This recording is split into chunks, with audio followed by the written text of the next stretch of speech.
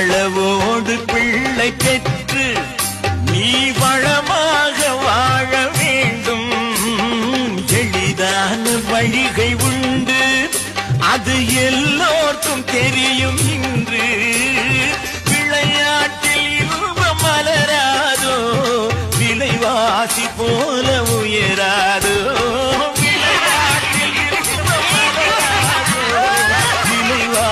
போல உயராதோ.